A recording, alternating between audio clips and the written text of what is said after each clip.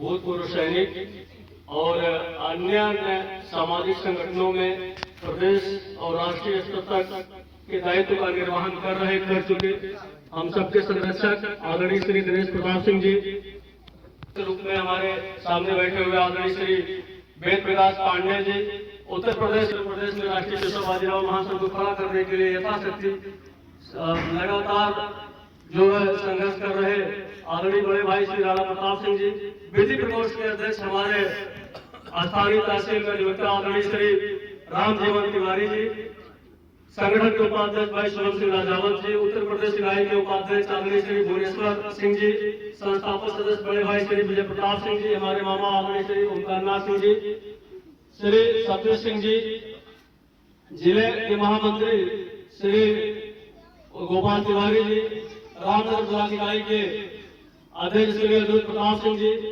राष्ट्रीय केशव बाजीराव महासंघ के स्थापना से पहले भी जो है सामाजिक कार्यों में जुट करके सवर्ण समाज के लिए काम करने वाले हमारे आदरणीय श्री महेंद्र सिंह पप्पू जी, आईटी सेल के जिला संयोजक श्री उत्तम सिंह जी, हम सबके अभिभावक श्री दयाशंकर मिश्र जी, श्रीमान दिनेश प्रताप सिंह जी, श्री उत्तर रामनगर ब्लॉक इकाई के सर्वप्रथम पहले अध्यक्ष आदरणीय श्री अभय सिंह जी एवं विवाह ग्राम के प्रधान आदरणीय प्रधान जी श्री शत्रुघ्न सिंह जी, ब्लॉक उपाध्यक्ष श्री अखिलानंद सिंह जी, ब्लॉक उपाध्यक्ष एवं सभी सम्मानित भाइयों। और एक नाम और छूट गया जो सबसे प्रमुख नाम हर बार छूट जाता है और सबसे पिछली कुर्सी पे बैठते हैं आदरणीय श्री पंडित विशाल शर्मा जी, इस पूरे कार्यक्रम के संयोजक।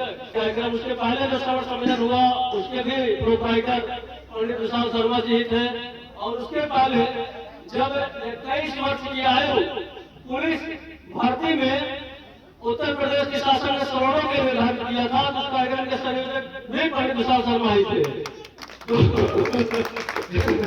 ऐसे हमारे भाई विशाल भाई, हमारे जिले के उपाध्यक्ष आदरणीय श्री पीयूष तिवारी जी और इस पूरे कार्यक्रम की अध्यक्षता कर रहे हैं आदरणीय भुवनेश्वर त्रिपाठी जी एवं श्री सत्तर त्रिपाठी जी, श्री विपुल सिंह जी, श्री अनिल तिवारी जी एवं श्री रवि सिंह जी, सभी आए हुए सभी सम्मानित हमारे सामने जो बैठे हुए हैं आदरणीय आप सभी के जोड़े में प्रणाम करता हूँ। बंधुओं, एक कटु शब्द है जो हम लोग स्वीकार नहीं कर पा रहे हैं, सवर्ण एक सरकारी अछूत है, सवर्ण एक सरकारी अछूत है, लेकिन दिक्कत यह है कि हम ठेकेदार बनकर बड़े बैठे हुए हैं। बंधुओं, आप देख रहे हमारे पास बचा क्या? जमींदारी खत्म हो गई, जौहर की आग बुझ गई, तलवारें टूट गई, सीलिंग एक्ट में सारी जमीनें हायर कर दी गई, SC/ST कानून बना दिया गया जबरदस्ती आपको जेल में डालने के लिए। बचा कुछ नहीं है। बिटिया यहाँ तक की स्थितियां ये आ रही है कि हम अपने संस्कारों को भी खत्म कर दिए गए। प्रत्येक घरों की बेटियां इंस्टाग्राम पे मुजरा कर रही है। बचा कुछ नहीं, केवल झूठी अहंकार, झूठा गर्व, झूठा घमंड। हम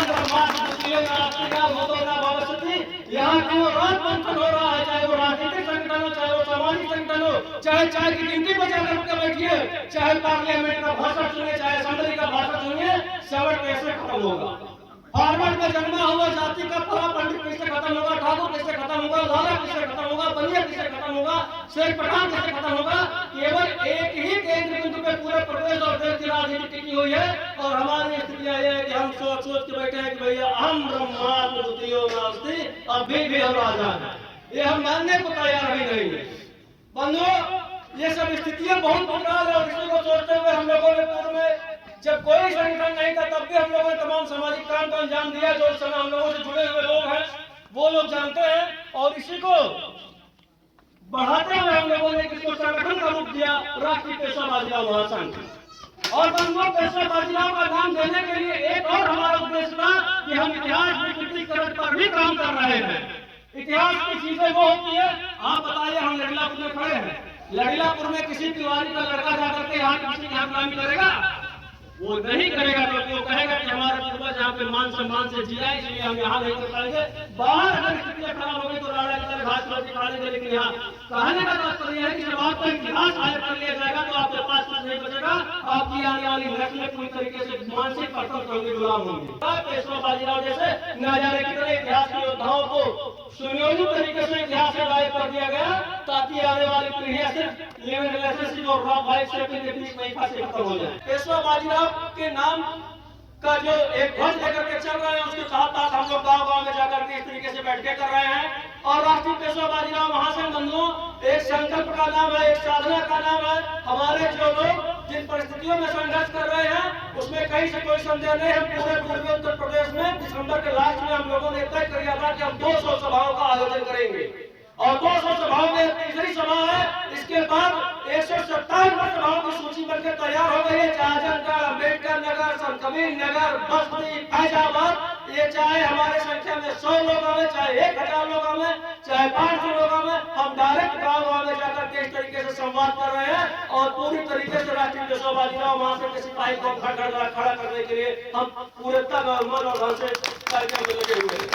बंधुओं, क्या आपने कभी जमात उद्दाह, इंडियन मुजाहिदीन, सिमी, तहरीक तालिबान जैसे सैकड़ों के सैकड़ों संगठन कैसे खड़ा हो जाते हैं? संगठन कभी मंच में बैठे हुए लोग नहीं खड़ा करते। संगठन खड़ा तब वही भीड़ करती है, अगर उसके मन में संकल्प है, शक्ति है, भावना है, तो वही भीड़ अपने आप से एक नेता पैदा करती है। और जिन संगठनों का हमने नाम गिनाया वो हमारे और आप की ही तरह संगठन है, लेकिन उन लोगों में एक पार्टी है जो हमारे लोगों में नहीं है। एक है जकात और दूसरा है जमात। बंधुओं, हम लोग चाहे तो करते हैं, लेकिन उन लोगों के प्रति जकात निकाली जाती है अपने कौम के लिए, और उसके बाद तक वो संगठन अपने आप खड़ा हो जाता है। हसन बोस ने एक नारा दिया था कि तुम मुझे खून दो, मैं तुम्हें आजादी दूंगा। हम आपसे कह रहे हैं, आप हमको हमारे संगठन के सदस्य बनिए और संगठन का विस्तार कराइए। हम आपको आपके हिस्से की लड़ाई लड़ करके देंगे और विजय श्री करा के देंगे। हमारा ये कोई मुजरा का संगठन नहीं था, यहाँ झंडा कर गया कि यहाँ मुजरा पार्टी हो गई, कल वहाँ मुजरा पार्टी हो गई। हम एक संकल्प लेकर के चल रहे हैं और उसी तरीके से उसमें कोई संदेह नहीं है। बंधुओं, हमारी लड़ाई सबल आयोग की स्थापना के लिए है। हमारी लड़ाई